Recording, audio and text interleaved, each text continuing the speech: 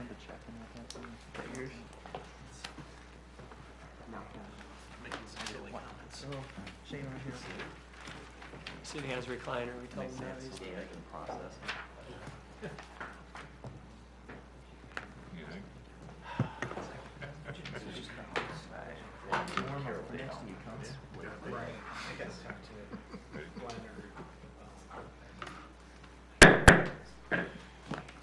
January 25th regular meeting of the Amherst City Council will come to order. Roll call, please. Mr. Bukovac. Here. Mr. Goodell. Here. Mr. Van Churen. Here. Mrs. Wasilk. Here. Mr. Winarski. Here. Mr. Miller. Present. Mr. Janik. Here. We'll stand for the prayer by Chaplain Wasilk and remain standing for the pledge of the flag by Sergeant at Arms Bukovac. Will you bow with me, please? Gracious God, bless this meeting tonight. Guide us, protect us, inspire us, keep us all within your care. We pray for special blessings tonight for the family of Amherst student Drew Hayden. Comfort the family as they mourn the loss of their dear child. Bless us all tonight. And now may the words of our mouths and the meditations of our hearts be acceptable in your sight, O Lord, our rock and our redeemer. Amen. I pledge allegiance to the flag of the United States of America and to the republic for which it stands, one nation, under God, indivisible, with liberty and justice for all. Move on to item 4, the consent agenda. Minutes of the special council meeting held January 4th, 2016. Minutes of the ordinance committee meeting held January 18th, 2016. Minutes of the building and land committee meeting held January 18th, 2015. Mr. Miller. Move to accept consent agenda. Or minutes, excuse me. Move to accept minutes is read. Mr. Goodell. Motion is second on the floor to accept the consent agenda as read. Are there any comments? Roll call vote, please. Mr. Bukovac. Yes. Mr. Goodell. Yes. Mr. Van Churen. Yes. Mrs. Wasilk. Yes. Mr. Winarski. Yes. Mr. Miller. Yes. Mr. Janik. Yes. That completes item 4. Move on to item 5, acknowledgement of the public pertaining to items on tonight's agenda. Anyone wishing to speak? Mr. What was your name again? Yeah, you're close. Bukovac. Thank you. I'd like to bring up a topic we've talked about and bannered about, and it pertains a little bit about some of the items tonight, and that's suspension of rules versus emergency. At times, we've confused that during committee and as our discussions, and when I was looking at and having discussions with another councilman about the meaning of emergency, I wanted to get some clarification, hopefully from the law director. Is the reason we wait and delay an enactment of a law or an ordinance becoming a law for 30 days, is that to give opportunity for those who have, maybe if somebody's had an objection to something that we're trying to pass for 3 readings or 2 readings or 1 reading, and we go ahead despite their objection, does that give them the opportunity then to actually have some kind of recourse prior to it becoming enacted? What is the purpose of the 30 days? I guess I'm going to. I guess I'll answer your question by asking you a question. Are you asking, in the case of suspending council rules, why do we give 30 days, or in 30 days in general without regard to passing legislation? So say we pass legislation in the traditional sense after 3 readings. Correct.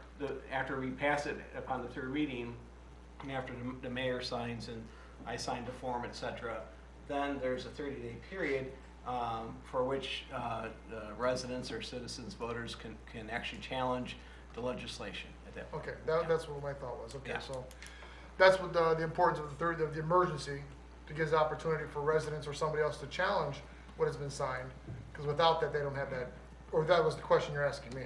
No, the emergency, that's something totally different. We're talking about suspending rules. You could pass legislation on the 1st reading, suspending the rule that instead of going 3 readings, Correct. we're suspending those rules, passing it today, yet we still have 30 days to allow citizens to exercise their We're on the rights. same page. I was inquiring about the 30 days. Right, And when we pass on emergency, we bypass that 30 days, right. giving Well, the residents and anybody else who need to challenge what we are passing. when you pass on emergency, there's no challenge, the law becomes effective immediately. Correct. Right. Okay, I just wanted clarification that I think we all understand the suspension of rules. Thank you. That Yes, was the extent of my questions. Mr. Miller, then Mr. Van Churen. Thank you, Mr. President. That 30-day window is an opportunity, if I understand it correctly, is an opportunity for our citizens to come within compliance with the new ordinance or law that's being put in. So they have 30 days before. The administration will enforce that particular piece of legislation. So for 30 days, you have the opportunity to come, get your questions answered about how would that affect me? Am I in accordance with this new law? And then maybe to work out remedy. Is it not? I guess it's not it's- just a challenge. It's also I just to guess- come into conformity with that. I guess that's a good point. I guess the 30 days gives everybody an opportunity to adjust whatever they're doing to make sure they're in conformity with the new law.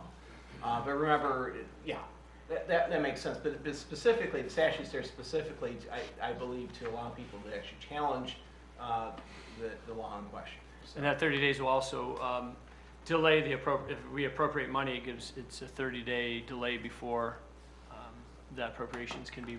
I believe, and I'll have to ask the auditor whether or not we delay for 30 days, but I believe so.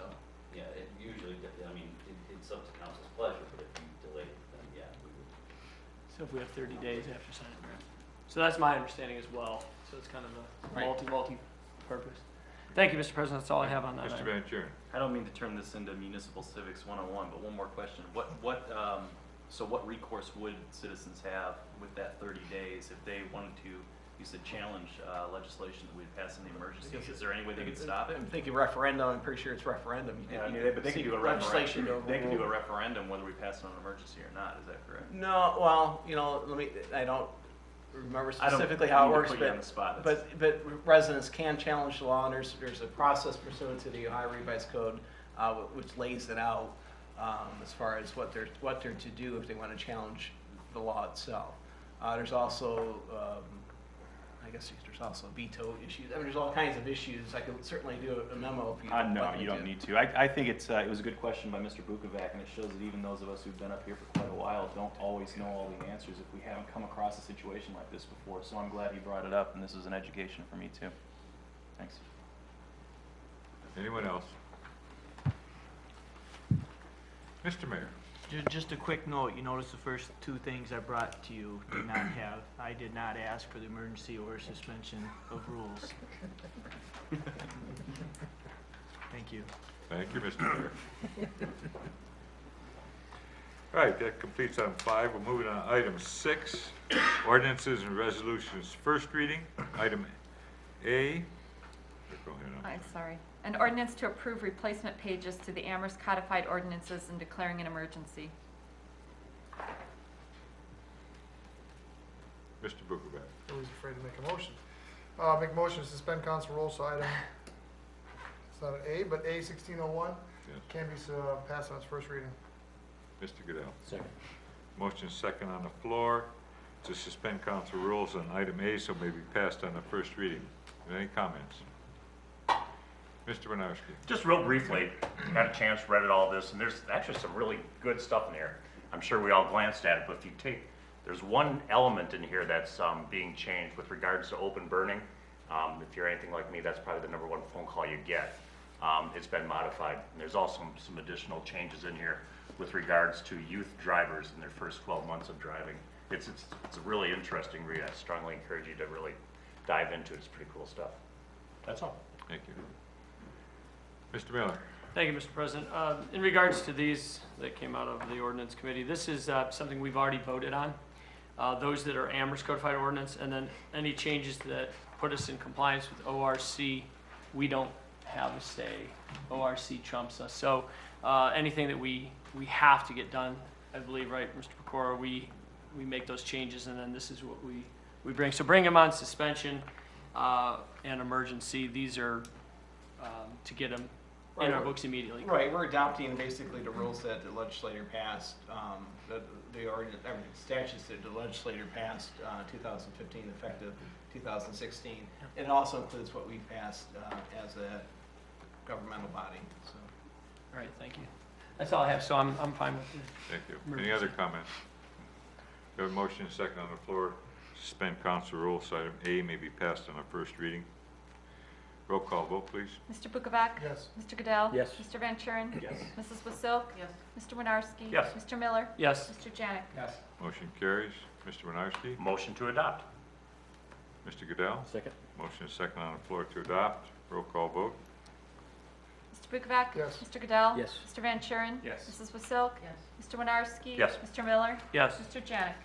Motion carries. The ordinance 16-01.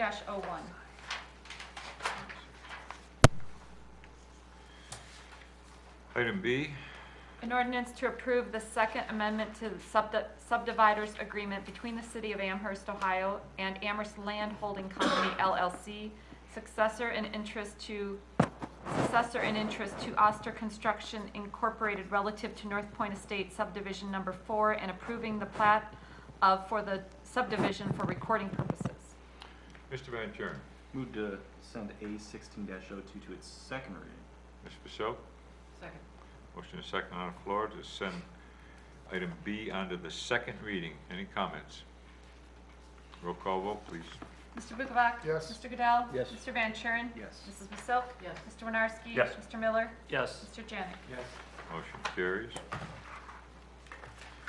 Item C, An ordinance amending Amherst Codified Ordinances, Sections 1149.02, 1149.03, 1149.10, and 1149.11 of Chapter 1149 signs.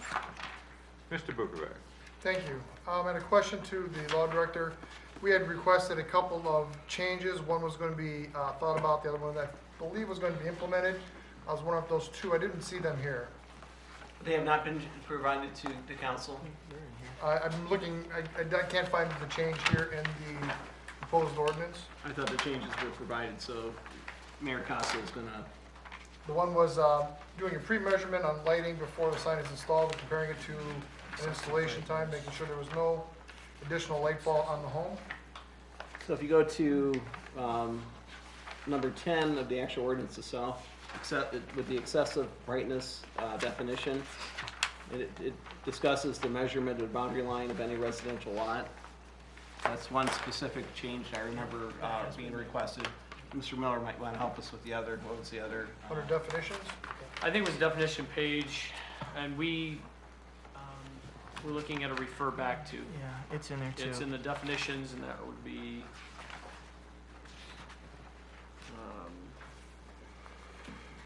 is that 8?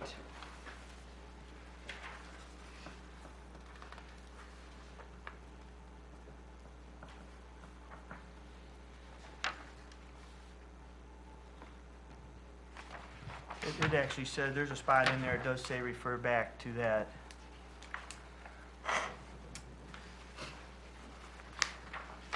Mr. Bukovac, what other provision were you referring I to? believe that was it, but I believe we specifically, Mr. 25? Winarski could correct me, but I believe the request was more of a predetermined lighting for installation and after to make sure there was no additional light being fallen upon the residential property. I think I got it here. Is it 1149.11? And that would be G number 2, no ECM sign shall be manufactured or installed to create situation as termed in 1149.02. Is that the one that we're referring to that people wanted? Two. Or there also is, I believe that was the one that was as a question as well as 1149.10.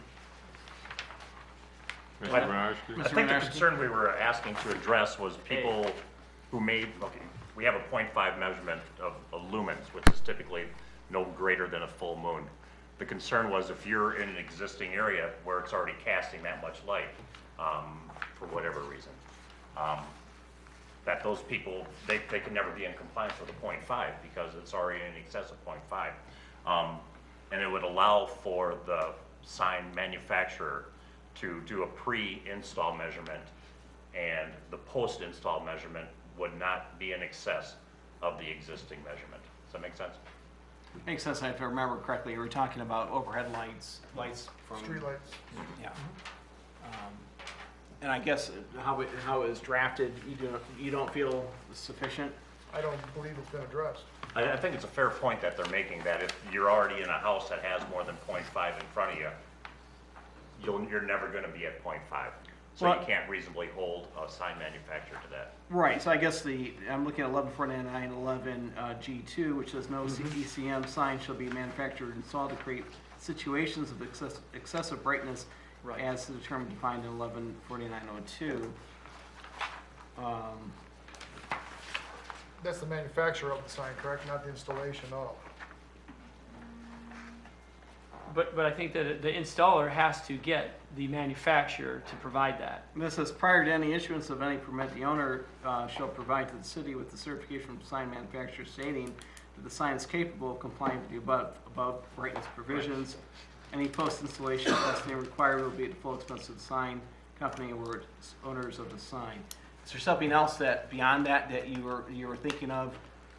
I thought that was the change.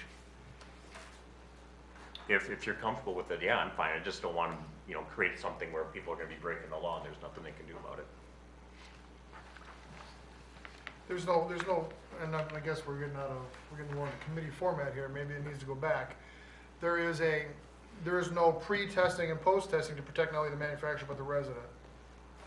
Excessive brightness may be exceeded based on the lighting being taken from the actual street light. So if I'm hearing it correctly, what you want is something in the actual ordinance which would reflect that the installation, whoever's installing the sign will measure prior to the installation the overall brightness in the area, whether it's traffic lights or lights from other buildings, etc., and then measure it against the post-installation. No, you wouldn't have to measure all that. You just have to measure the point where it impacts a homeowner. And it would only be in effect for R3 or residential area. So if you're in a C1 or I industrial zone and right across the street is residential, you'd only have to measure the point where it impacts the resident at his doorstep, so to speak. So if you're at 0.7, say you have a really bright street light or whatever combination of events creates a bright front yard. And I believe the answer, and I'll let Mr. Miller jump in at this as well, but if you look at 114911, which is the elimination G2 and 3, it refers back to, I guess, the excessive brightness as defined in 114902, which is our definition of excessive brightness, which then talks about the distance from the residential lot. I mean, I guess my question is how far do we legislate the technical aspect of this? And I don't know. And if you feel that it needs to be tweaked to be more clear, I suppose we could do that. But what concerns, Mr. Winiarski, do you have as it pertains to 11490210 and 114911 G2 and 3? No, I'm thinking this through. And by the way, number 10, I'm cool with it. Mr. Mayor? Let's not overcomplicate it. I mean, if we turn the sign off and it's registering more than 0.5 and then we turn the sign on and that doesn't change, we know the sign isn't beyond the 0.5. Yeah. I mean, the building inspector and the people that test these, I really think this is sufficient enough. I think you're overcomplicating an issue without the sign on and there's a reading and it doesn't change when you turn it on beyond the 0.5, I think we're fine. I'd have to agree with you. I think they can easily support their position. I can't deliver that 5. Here's the reason. I think this is well written. Well, I think you have to remember, you're only talking about changeable copy signs now. You're not talking about signs. You're talking about changeable copy signs. And if you look at this, it says all changeable copy signs shall be equipped with automatic dimming technology, which automatically adjusts the sign's brightness in direct correlation with the natural ambient light condition at all times. So you're going to have a dimming system on the sign that dims the light depending on what goes on. And light, you're not going to get this. I don't care if you got 10-foot candle at the face of the sign. If you go 50 foot away, you're not going to have 10-foot candle. I mean, I don't know if you ever stood underneath a parking lot light. They've got about 3-foot candle and it looks nice, but you walk away 50 feet and you got nothing. So, I mean, I think we're way off track here on this thing. I think we've got a good ordinance here, and I think it's enforceable, and I think we're fine. Okay. Really. My whole goal here was just to protect residents, and I think this achieves it. Mr. Miller. Thank you, Mr. President. And Mr. Winiarski, we in the committee appreciate your efforts. Your efforts have shined some light. Here's my pun for the day. on this ordinance and how we can make it better for the residents. But as you said, this is only the residents that are going to be on the outskirts of a commercial or industrial area, because that's the only place that these message boards are going to be able to, the electronic message signs are going to be able to be put in now that we've removed this from zoning, unless BZA decides for some reason to go against this new legislation. I think this will be right for people bordering those, where you're going to have lights from parking lights and storefronts and traffic at a greater amount. I also looked at those two, 114911, G 2 and 3, and I do believe that when you pair that up, I think Frank, our assistant law director, did a fine job of pairing that up with the definition to make it so that we're going to protect them. And as the mayor said, I think that with that in hand, the building inspectors and the manufacturer and the star, I think they'll be right on top of making sure with Mr. President said, a dimming device. I think all the things are there in place, and I do thank the mayor and our council president and Chuck, you and others as well for the input. I think we got this there. And so with that, I yield and hopefully go to a vote. Ms. Purcell. Move to take this to the second reading. Mr. Goodell. Second. Motion second on the floor to take item C onto the second reading. Any other comments? Roll call vote. Oh, Mr. Winarski. Just real briefly, to the law director. Yeah. Are you okay with the second reading? Because I'm thinking we're going to have this, a second element and a third element. Right. Do you want those all passed at the same time? Would it be wisdom in tabling this and waiting till all three are in front of council? Then you can make your tweaks with the numbers and such, and then move it through the system? Or are you okay with us moving it through the system Well, right now? I think, when you asked that question of Frank Carlson, he indicated that it didn't matter how you passed it. You could pass this first if you wanted to. You could do what you want. It doesn't, the numbering is not going to affect the subsequent legislation. But if you choose as a group to hold everything, let everything catch up with all three ordinances, you could do that as well. It's your pleasure. It doesn't affect the law department. So. Well, I think we just ought to pass it on because I don't think the other legislation for the next section is going to be done very quickly. Right, there at might this be point. some delay. So, and we need to get this portion passed on this changeable copy sign. Right, Mr. Dietrich. In fact, For other if it reasons. passes, that's all the better. Yeah. It's of no consequence to our department, but you should pass it. Okay, thank you. Mr. Goodell? I thought we had discussed that at the committee meeting, that we were going to implement them, and by the time this got to the third reading, we'd have the other two ordinances in place. I don't know if I was mistaken on it or not, but I thought that was... Well, the intent was there, but you never know how the other ordinances are going to come down the pike either. I mean, we've got a lot coming up on council floor. So, Mr. Picard? And Mr. Dietrich, to your point, this is a very straightforward, technical ordinance. The next round is going to be a little more touchy-feely. Who knows what your opinions are going to be. This is very technical, straightforward. I think this could get through fairly quickly. The second part, gosh, it might take 3 readings, it might be tabled, who knows? So I think it was wishful thinking to do what we had previously thought. So I would say just go forward, pass this, and see where we get with the second installment and the third installment. The third installment might catch up and surpass the second, as far as we know. So. Right. Mr. Miller? Yeah, having co-authored this, the pipe dream would have been to move these one at a time out of committee, so all three were sitting on the floor, and by the time this first piece, in my opinion, the most crucial piece, gets to the third reading and gets adopted, if there's not objection to the second and third piece of sign ordinance, then we could suspend council rules for the last or second reading for the one and the first reading for the third piece, and adopt them all at one time, thus allowing everything to go in and take effect at the same time. The key, though, is giving our zoning board reprieve for anybody else that may be right on our doorstep looking to put another sign in. And if that's the case, we don't have anything in place. This one's going to go, 3 readings, 30 days? I mean, we're still looking at another 2 months before we can actually implement this. So if somebody wants to sign now and comes to the planning or to the building inspector and says, I want a electronic message sign, they're going to say, sorry, but you can go ahead and for your $35, you can take it to the BZA and try to get a variance. And then they go through that process, and then we don't want that. We want to try to remove that burden for them. So as long as we can get this piece moving, I think that's important.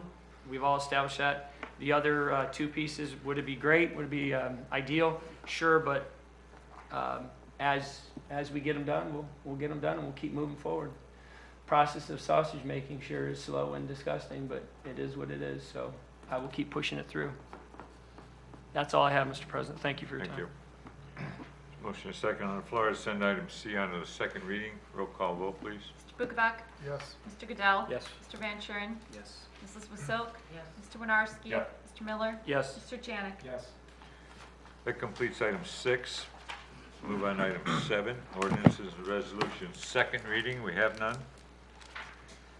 Ordinances, and move on to item 8, ordinances and resolutions. Third reading, we have none. Move on to item 9, miscellaneous acknowledgement of the public. Anyone here wishing to speak on any item? If not, I have a couple items. If I can find them.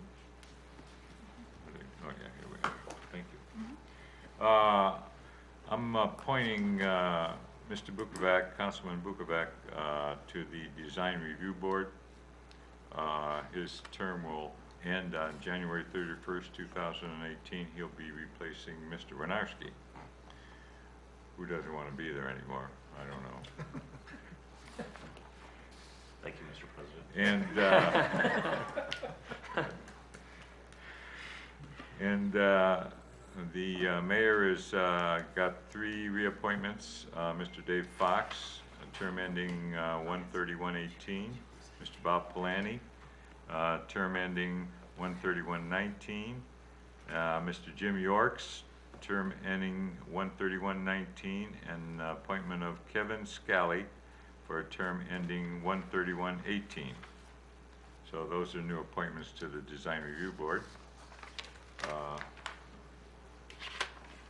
Other than that, we'll move on to item 10, agenda requests and committee meeting schedules. I have 3 agenda requests, the first being A1604 will go to finance, and it's the 2016 permanent budget. The next is A1605 for police and fire.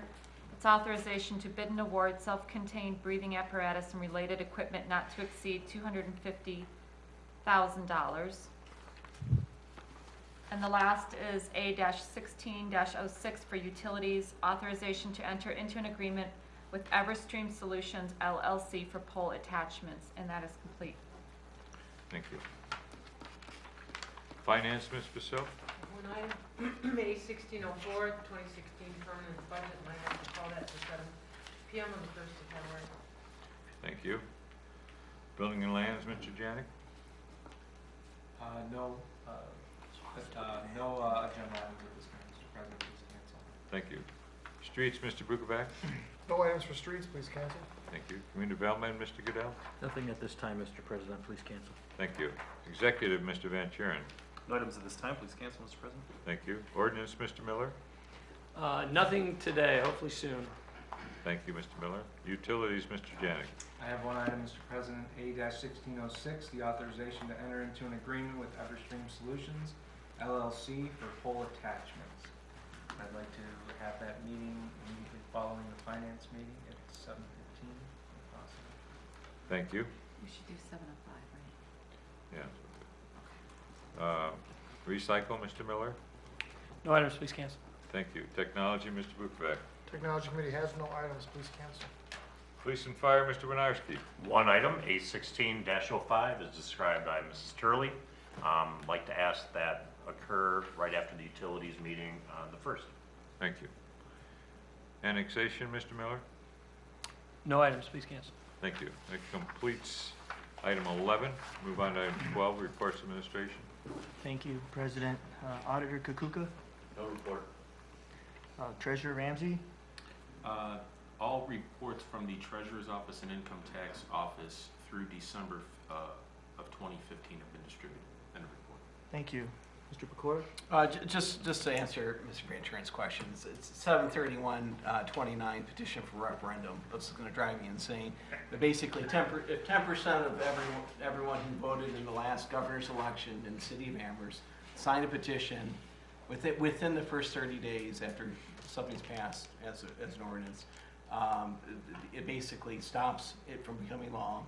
It's referred to the Board of Elections for an actual Oh, it referendum. has to be Put on within the the first ballot. 30 days. I didn't realize that Has it to had be to be within 30 within the days. first 30 days. That makes Yeah, sense then. Right, so then it's put up for election and it does not become law until an actual election happens, which is typically the general election after the petition itself.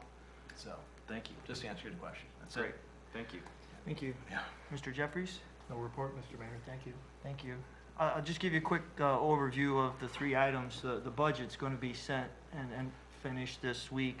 I'm hoping Wednesday, I'll have a copy of it to you, so if you'd like that sent to you electronically, make sure we know that, and there'll be a paper version in your box by Wednesday evening, Thursday morning.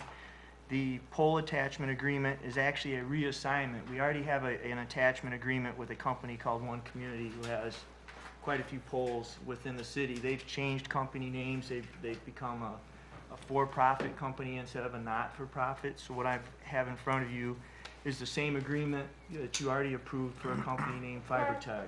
So it gives us the opportunity to start charging more per poll. It's a lot better agreement than we currently have. So because of the no reassignment clause, we're able to give them a new agreement. And then the fire department item, sounds like a lot of money, $250,000, but the fire chief was awarded a $210,000 grant. That's part of that, so I didn't want that number to scare you right off the bat. Thank you. End of report. Thank you, Mr. Mayor. Mr. Bukovac?